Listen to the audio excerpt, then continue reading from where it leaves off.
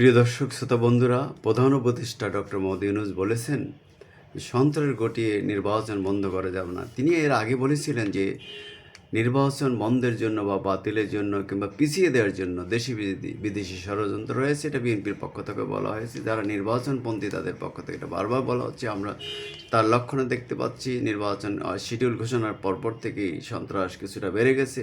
বাসে আগুন, নির্বাচন কমিশনে আগুন, হাদির উপরে গুলি বর্ষণ থেকে শুরু করে আরও কতগুলি ঘটনা ঘটেছে ইতিমধ্যেই। যদিও এই সরকার কখনোই আইনশৃঙ্খলা পরিস্থিতি পুরোপুরি নিয়ন্ত্রণ আনতে পারেনি।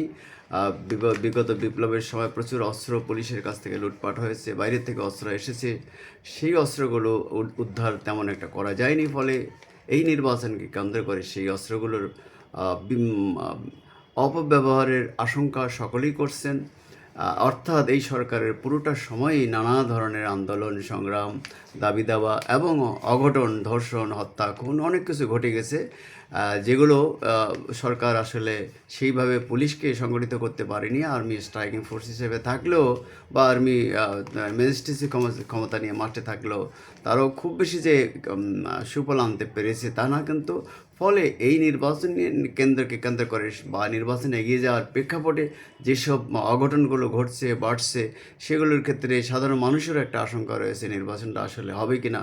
এটা তারিক জিও বলেছেন যে নির্বাচনকে বানচাল করার জন্য চেষ্টা চলছে, এবং অন্যান্য দলের পক্ষ তো বলা হয়েছে। তবে আমরা দেখছি যে দেশ আসলে নির্বাচনের পথে জোরে সোরে অগ্রসর হচ্ছে, এবং ফেব্রুয়ারির 12 তারিখে নির্বাচন অনুষ্ঠিত হতে হবে, একই সঙ্গে গণভোট হবে, এবং আমরা মনে করছি যে সেই পথে দেশ এগোচ্ছে। কিন্তু তার মধ্যে যে ঘটনাগুলো করছে তার কিন্তু সমালোচনা কম নেই।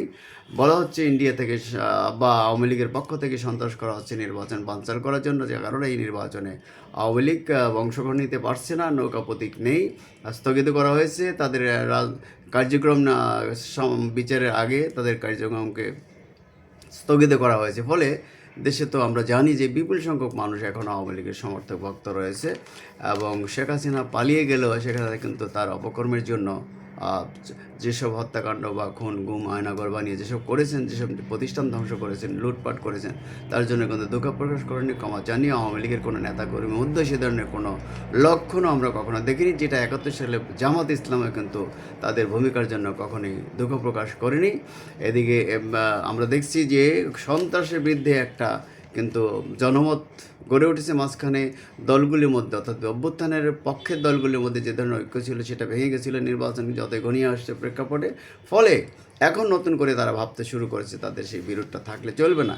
এদিকে আমি আজকে দেখলাম যে প্রথম আলোর যে প্রথম এডিটোরিয়াল সন্ত্রাসবিরোধী আইনে আটক এক শিরোনামে একটি এডিটোরিয়াল লেখা হচ্ছে, সেটা আসলে কিছু অংশ পাঠ করা আমার কাছে জরুরি মনে হচ্ছে। যেমন বলছে, অন্তর্বর্তী সরকার আমলে সন্ত্রাসবিরোধী আইনের যথেষ্ট ব্যবহার নিয়ে নানা প্রশ্ন আশঙ্কা তৈরি হয়েছে। সম্প্রতি সাংবাদিক আনিস আলমগীরকে যেভাবে সন্ত্রাসবিরোধী আইনে গ্রেপ্তার করা হয়েছে তা কোনো বিচ্ছিন্ন ঘটনা নয়। এটি অন্তর্বর্তী সরকারের শাসন পদ্ধতি, মানবাধিকার বিষয়ে তাদের যে অঙ্গীকার এবং মত প্রকাশের স্বাধীনতার ভবিষ্যৎ নিয়ে গুরুতর প্রশ্ন তুলেছে।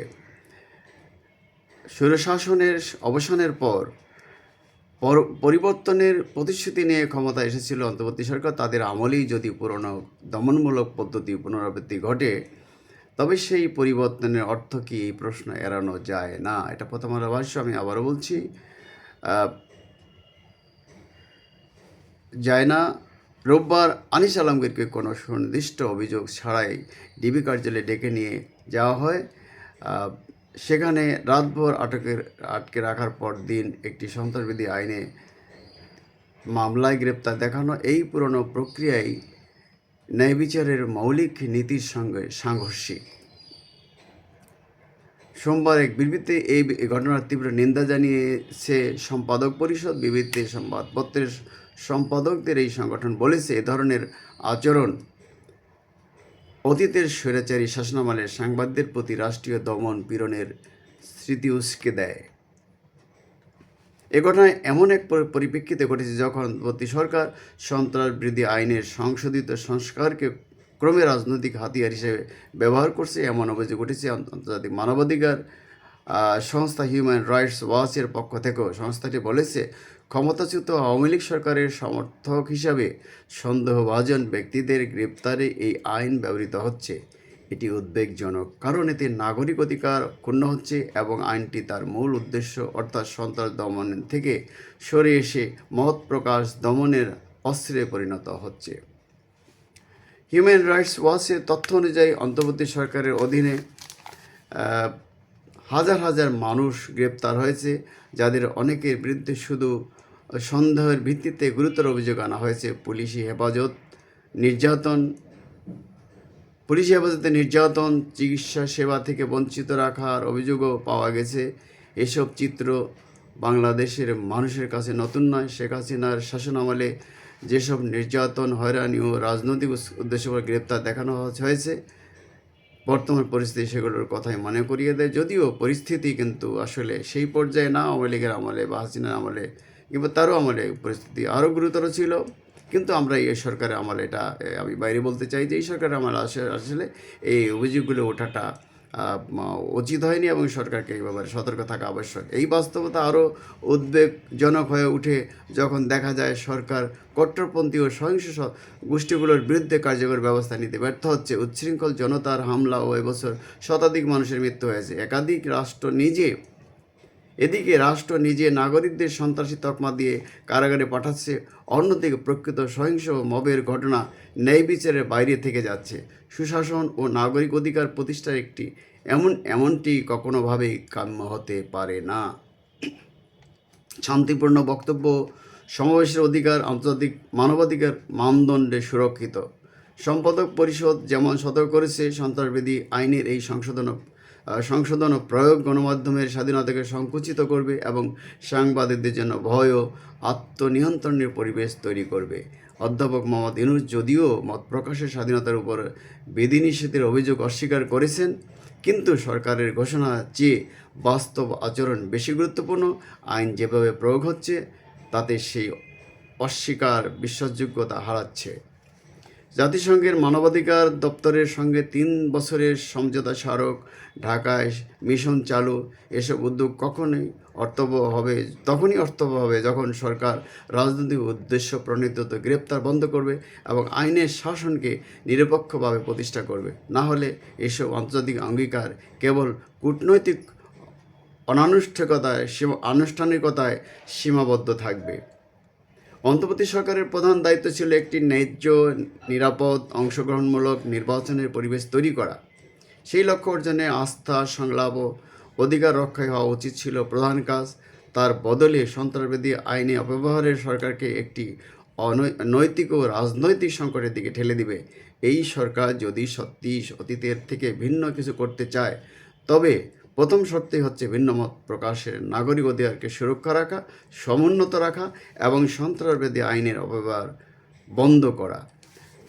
একই সঙ্গে বলা যায় যে যারা এই সরকারের নিরপেক্ষতা, ভদ্রতা এর সুযোগে রাজনৈতিকভাবে বিতাড়িত দুষ্টচক্রকে পুনর্বাসিত করতে চায়, কিংবা কেউ যদি নিজেরাই সন্ত্রাসী বা ফেসিবাদী হয়ে ওঠার চেষ্টা করে বা কোনো রাজনৈতিক বিশেষ দলের পক্ষে ভূমিকা নেয়, সেটা যে দলই হোক, আওয়ামী লীগ হোক, বিএনপি হোক, জামাত, এনসিপি, প্রত্যেকটাকেই সরকার যেমন প্রতিরোধ করা উচিত, রাজনৈতিক সুশীল সমাজের পক্ষ থেকে এই ব্যাপারে প্রশ্ন ওঠা উচিত এবং সেই প্রশ্নগুলি অবশ্যই নিরপেক্ষভাবে এবং আন্তর্জাতিক মানদণ্ডের প্রেক্ষিতে হওয়া উচিত বলে আমরা মনে করি।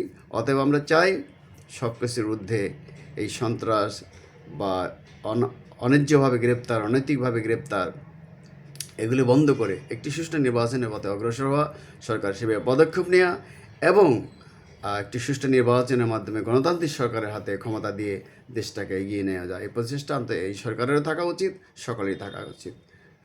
আমি নিউ বাংলা টিভি এবং ডিবেট উইথ রানা চ্যানেলের পক্ষ থেকে আপনাদের স্বাগত জানাচ্ছি এবং আপনারা আরেকটি এপিসোড পর্যন্ত সুস্থ থাকবেন, ভালো থাকবেন, আমার জন্য দোয়া করবেন, এই কামনা করছি।